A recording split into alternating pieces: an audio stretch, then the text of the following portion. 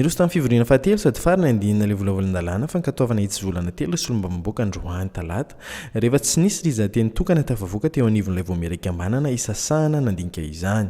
Nandritra fivoriana iny no nandaniany solombavam-bahoaka 900 tamin'ireo tonga nivory teny ivato ilay volavola-dalàna naroson'ny governemanta ka nankatoavany arak'izany ireo didy telo manova ny andidiny sasany eo amin'ny lalàna fehizoro mifehy fividianana ao amin'ny lalàna fehizoro momba ny Antenimieram-pirenena ary ny fehezan-dalàna mifehy ny arena kibon'ny tany.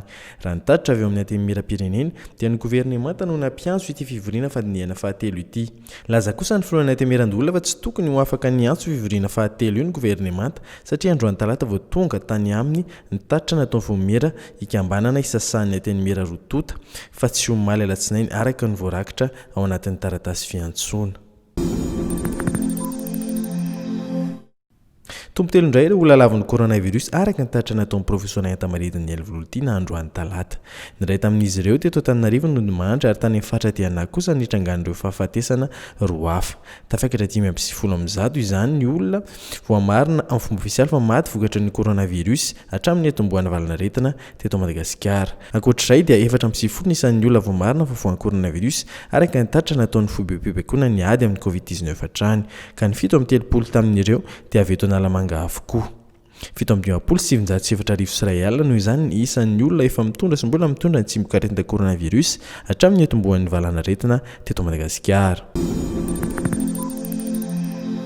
Tsy ny olona izay lazaina hoe marefina ireo olona nahazo azy taona ny tena mitondra ny tsimokaretina coronavirus eto Madagasikara fa ireo olona eo anelanelan'ny 5 ka hatramin'ny 9 taona araka ny tatra nataon'ny dokotera manitra Rakotoarivony taleny fampiroboroboana ny fahasalamana ao ministeran'ny Fahasalamam-bahoaka androany talata tao amin'ny anao manjerim-panjakana.